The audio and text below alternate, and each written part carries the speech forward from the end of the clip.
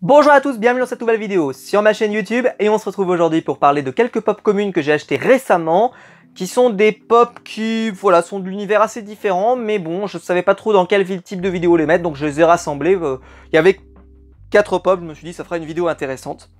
Ce sont des licences quand même qui sont d'époques en plus très différentes, vous allez voir, il y a du récent et du très ancien. On va commencer avec un des films qui a le plus fait parler ces derniers temps, c'est bien sûr Godzilla vs Kong, le gros film voilà, qui était attendu au cinéma, qu'on n'a pas eu au cinéma, qu'on a tous vu donc chez nous. C'était un peu le film blockbuster qui normalement on aurait dû nous ramener dans les salles. Ça n'a pas été le cas, Godzilla a été... voilà, bon c'est comme ça. Moi, alors j'ai pas fait comme Landry qui lui a pris toutes les pop du set et tout comme un malade mental.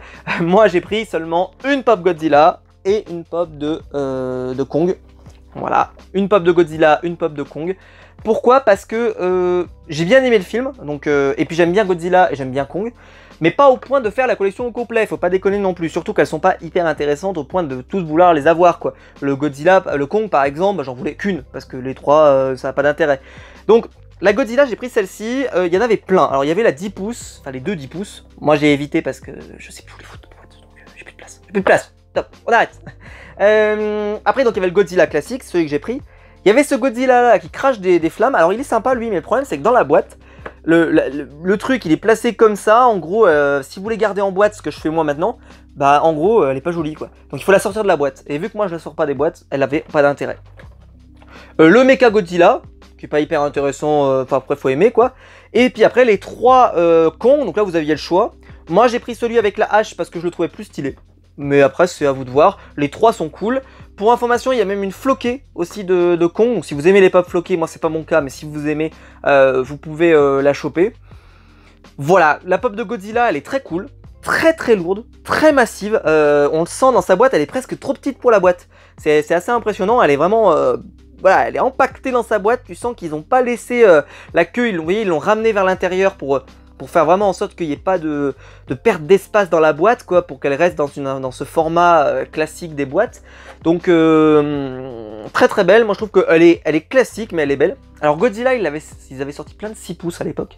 J'en avais pris une, puis j'avais fini par m'en débarrasser parce que j'étais pas suffisamment fan de Godzilla pour avoir une 6 pouces, parce que je trouvais qu'elle prenait vachement de place. Maintenant, l'avoir en petit format comme ça, oui, il n'y a pas de souci, je veux bien l'avoir, parce que voilà, elle prendra pas trop de place dans ma collection, donc là j'ai pas hésité. Et à l'inverse, on a Kong.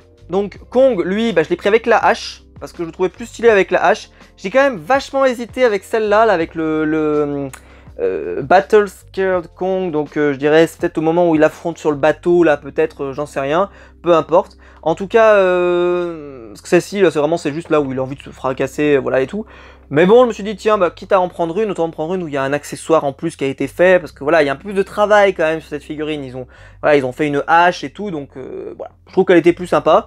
Le seul truc qui gêne, et vous le voyez peut-être derrière, c'est que là, il a les yeux noirs, là, il a les yeux noirs, et là, sur ces deux-là, et sur celle que je vous montre, il a les yeux rouges. Je sais pas trop pourquoi. Alors, est-ce que c'est le fait, justement, que quand il porte la hache, il a les yeux rouges? Ce qui est possible, je vous le cache pas, ça m'a pas frappé comme ça. Mais, voilà, je pense que ça doit être l'explication. Mais le truc, c'est que là, ils l'ont fait avec les yeux rouges, mais par contre, il n'a plus la hache. Donc est-ce que c'est une erreur? On n'est pas à l'abri que ce soit une erreur de Funko, hein. On n'est pas à l'abri, donc j'en sais rien. Est-ce que... Bon, en tout cas, ils l'ont fait en rouge, donc je me dis que ça ne doit pas être un hasard. Et surtout que c'est pas un hasard que le troisième n'ait pas les yeux rouges. Encore, ils auraient tous les yeux rouges, je dirais, ok, c'est qu'il a les yeux rouges. Mais là, il y en a deux qui ont les yeux rouges et un où il n'a pas les yeux rouges. C'est quand même relativement étonnant. Par contre, elle est superbe. Ah, elle est superbe. Le poil, il est magnifique, super bien détaillé. Je pense que la floquée, peut-être que ça doit être super cool, mais moi j'aime bien les versions vinyle. La barbe, elle est super détaillée, le visage, bien avec des cicatrices, des machins, des trucs, elle est vraiment super belle. Je le trouve expressif, voilà, vraiment super. Voilà, j'aime beaucoup. Moi j'aime beaucoup. Voilà, si je devais en prendre un, moi j'ai pris... moi je trouve que ces deux-là, c'est vraiment les deux versions les plus... C'est peut-être les plus simples, et c'est les plus efficaces. Voilà, selon moi. Ensuite, on va passer à un truc qui a rien à voir, c'est une pop de série télé, une série que j'adore et j'ai pris uniquement cette pop là, j'ai pas pris les autres. Il y en avait une autre qui était proposée, c'est la pop de Barney Stinson. Alors je suis dégoûté parce qu'elle est arrivée abîmée, enfoncée, enfin bref, c'est vraiment dommage. Mais parce que je sais même pas si elle n'est pas arrivée défoncée derrière. Ouais, si, elle est arrivée abîmée derrière, on le voit ici. Enfin, vraiment, mais elle a souffert le martyr. C'est Popinobox qui me l'a envoyé et je sais pas par où elle est passée. Mais alors, ils m'ont proposé j'ai eu un geste, un dédommagement, je sais plus de combien. Genre, j'ai dû avoir, je sais pas, 20% ou 30%, mais c'est vrai que ça fait chier quoi. Mais bon, j'ai quand même eu un geste, c'est déjà pas si mal. Elle est magnifique. Parce que Barney, c'était mon personnage préféré de How I Met Your Mother. C'était, en fait, je suivais la série quasiment exclusivement pour lui. Parce que j'aime bien How I Met Your Mother, j'aime pas autant que Friends, pas déconner. J'aime pas autant que Malcolm, j'aime pas autant que Ma famille d'abord, des choses comme ça. J'aime bien, mais c'est quand même un peu derrière. Mais par contre, Barney, alors lui, il est sublime. Il est super drôle, vraiment il est super drôle. Ses côtés à se mettre des challenges, enfin voilà, moi je le trouve, je pense honnêtement que c'est mon personnage préféré. Je pense. Donc voilà, je vous le recommande si vous l'avez pas, on va dire, si vous l'avez pas. Je vous la recommande, c'est vrai qu'elle est assez simple, il est juste dans son costume, voilà, ils sont pas trop fracassés le crâne, c'est peut-être presque un peu dommage, mais d'un autre côté, qu'est-ce que tu veux faire pour représenter Barney? Parce que Barney, il a un style très simple quoi.